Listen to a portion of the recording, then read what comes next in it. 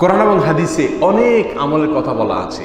অমুক আমলটি করলে আপনি একেবারে ছোট বাচ্চার মতো নিষ্পাপ হয়ে যাবেন, বা আপনার সব গুনাহ খাতা মাফ হয়ে যাবে, আপনার সব ভুল ত্রুটি মাফ করে দিবে আল্লাহ তাআলা। এই দোয়াটা পড়লে এটা হয়ে যাবে, ওই দোয়া পড়লে আল্লাহ সব গুনাহ মাফ করে দিবেন, এই কাজটা করলে আল্লাহ তাআলা সব গুনাহ মাফ করে দিবেন। এই জাতীয় যত হাদিস আছে, যত ফজিলত আছে, এর দ্বারায় বান্দার সাগিরা গুনাহ মাফের কথা বোঝানো হয়। আহলুস সুন্নাহ ওয়াল জামাআতের আকীদা হলো এটাই যে যত হাদিসে যত ফজিলতের কথা বলা আছে, সব গুনাহ মাফের কথা বলা আছে, সেগুলোতে কোনটা উদ্দেশ্য? সাগিরা গুনাহ উদ্দেশ্য। এই জিনিসটি না ধরতে পারার কারণে আমাদের অনেক ভাই বোন বিভ্রান্ত হন এবং ভুল করেন। তারা মনে করেন যত রকমের বড় বড় পাপ আছে সব করি, এরপরে মুসাফা করে হাত ঝাড়া দিলেই সব মাফ হয়ে যাবে। তাহলে তো খুব সহজ, রিমুভ করা কি হয়ে যাবে? সহজ হয়ে যাবে। এই জন্য গুনাহ ধুমসে করে। ওই মুখ দোয়াটা পড়লে, সকালে পড়লে সারা রাতের, সন্ধ্যা পড়লে সারা দিনের সব গুনাহগুলা মাফ হয়ে যায়।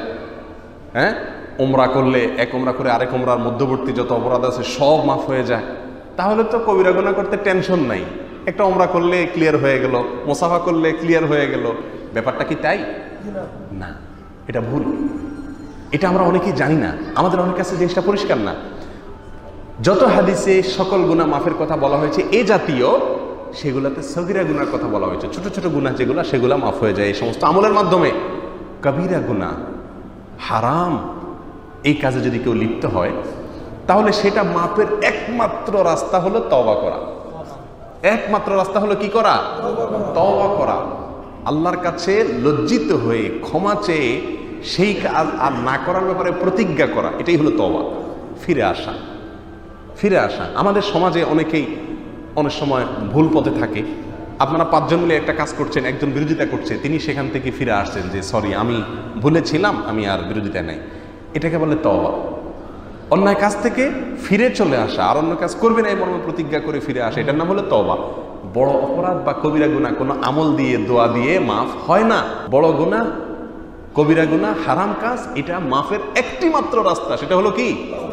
তাওবা।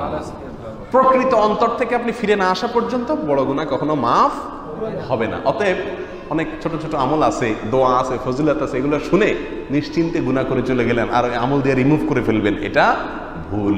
সব গুনাহ থেকে যাবে। তওবা ছাড়া বড় গুনাহ কি হয় না? মাফ হয় না। আল্লাহ তাআলা আমাদেরকে বুঝার তৌফিক দান করুন।